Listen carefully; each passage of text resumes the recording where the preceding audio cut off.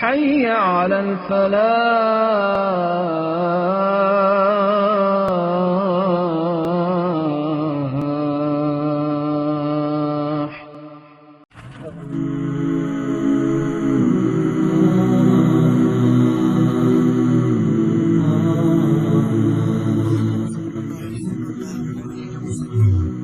सूरतुल फज्र कुरान का एक बहुत ही ताकतवर बाब है।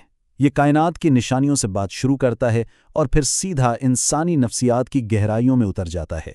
तो आज हम इसके पैगाम की तहों को एक एक करके खोलने की कोशिश करेंगे। ये एक बड़ा दिलचस्प सवाल है। सूरतुल फज्र हमें बताती है कि ये जो कुदरती चीज़ें हैं जो बज़ाहिर अलग अलग नज़र आती हैं, ये दरअसल एक बहुत गहरे और मरबूत पैगाम का हिस्सा हैं। तो चलिए इस ताल्लुक़ को समझने की कोशिश करते हैं। अच्छा, सूरत का आगाज़ बहुत अनोखा है।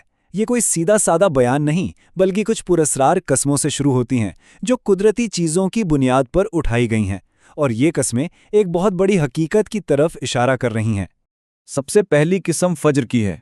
इसे पहले सबूत के तौर पर पेश किया गया है। सोचें, फज्र एक बहुत बड़ी तब्दीली की अलामत है।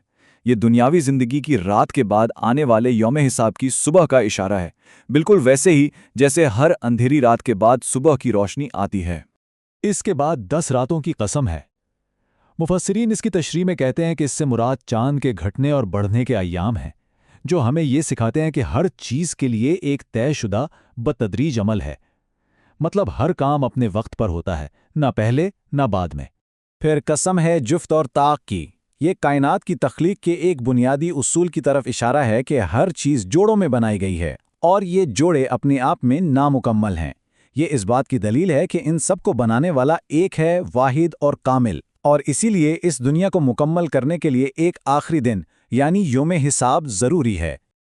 और आखिरी किस्म है रात की, जब वो रुखसत हो रही हो। ये इस बात की अलामत है कि कोई भी आजमाइश, कोई भी मुश्किल हमेशा के लिए नहीं रहती, और ये दुनिया भी रात की तरह अपने इख्तिताम की तरफ बढ़ रही है, जिसके बाद एक नई सुबह तुलू होने वाली है। इन सब किस्मों के बाद कुरान एक सवाल करता है कि क्या इन कुदरती सिलसिलों में किसी समझदार इंसान के लिए कोई दलील है? ये निशानियां एक इलाही निज़ाम का खुला सबूत हैं, लेकिन सिर्फ उनके लिए जो अपनी अकल इस्तेमाल करके इस पैटर्न को पहचान लें। तो कुदरत की निशानियों के बाद अब रुख मुड़ता है इंसानी तारीख की तरफ। यहाँ ये दिखाया गया है कि वो इलाही निज़ाम ताकतवर तहजीबों के साथ कैसे पेश आता रहा है। यहाँ तारीख से 3 बड़ी ताकतवर कौमों की मिसालें दी गई हैं। कौम आद, जो अपनी तामीरात में बेमिसाल थे, कौम समूद, जो पहाड़ों को तराश कर घर बनाते थे, और फ़िरौन, जिसकी फ़ौजें खैमों की तरह हर जगह फैली हुई थीं। ये सब अपनी ताकत और तकब्बुर की मिसाल थे।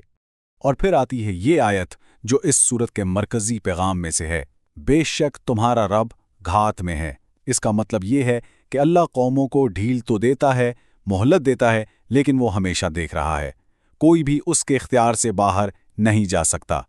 बड़े बड़ी कौमों के जिक्र के बाद अब बात आती है इनफिरादी सतह पर, यानी हर इंसान के दिल और उसकी आजमाइशों पर, जो हम सबको पेश आती हैं। यहाँ इंसानी नफ्सियात का एक बहुत गहरा नुक्ता बयान किया गया है। इंसान अक्सर ये गलती करता है कि जब उसे दौलत मिलती है तो वो कहता है मेरे रब ने मुझे इज्जत दी, और जब गुर्बत आती है तो समझता है मेरे रब ने मुझे जलील कर दिया। जबकि हकीकत यह है कि दौलत और गुर्बत दोनों ही आजमाइश की मुख्तलिफ शक्लें हैं। एक शुक्र की आजमाइश है तो दूसरी सब्र की।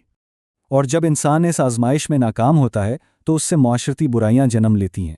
सूरत उनकी एक फ़रिस्त बताती है कि यतीमों से अच्छा सलूक नहीं किया जाता, गरीबों को खाना खिलाने की तरगीब नहीं दी जाती, विरासत का माल हड़प कर लिया जाता है, और दौलत की मोहब्बत में इंसान अंधा हो जाता है। तो जो लोग इन निशानियों से गाफिल रहे और अपनी आजमाइशों में नाकाम हो गए, उनके अंजाम का बयान अब अपने उरूज पर पहुंचता है। उस दिन का मंजर कुछ यूं खींचा गया है कि ज़मीन को कोट कूट कर बिल्कुल बराबर कर दिया जाएगा। फिर रब और फरिश्ते सफ़ दर सफ़ मौजूद होंगे और जहन्नम को बिल्कुल सामने लाकर खड़ा कर दिया जाएगा। उस दिन इस दुनिया के सारे धोखे ख़त्म हो जाएंगे, और तब जब हकीकत सामने आएगी तो इंसान हसरत से चीख उठेगा कि काश मैंने अपनी इस असल ज़िंदगी के लिए कुछ आगे भेजा होता, लेकिन उस वक्त तलाफ़ी के लिए बहुत देर हो चुकी होगी। लेकिन कहानी यहीं ख़त्म नहीं होती। एक तरफ पछतावे का अंजाम है तो दूसरी तरफ एक बिल्कुल मुख्तलिफ, एक कामयाब रूह की हतमी मंजिल का जिक्र है। ये है मुतमईन रूह का तसव्वुर। ये वो रूह है जो जिंदगी के हर उतार चढ़ाव में सच्चाई पर कायम रही। आसानी मिली तो शुक्र किया और मुश्किल आई तो सब्र से काम लिया। वो अपने रब के हर फैसले पर दिल से राजी रही। ऐसी रूह को अल्लाह की तरफ से एक बहुत ही खूबसूरत दावत दी जाती है। उससे कहा जाता है, अपने रब की तरफ लौट आ, इस हाल में कि तू उससे राजी है और वो तुझसे राजी है।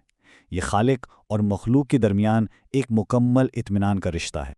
और आखिर में वो ताकतवर वादा जो इस सफ़र को मुकम्मल करता है, बस मेरे ख़ास बंदों में शामिल हो जा और मेरी जन्नत में दाखिल हो जा। तो ये सफ़र जो फज्र की कसम से शुरू हुआ था, तारीख़ के असबाक़ से होता हुआ अमन की इस आखिरी मंजिल पर आकर ख़त्म होता है।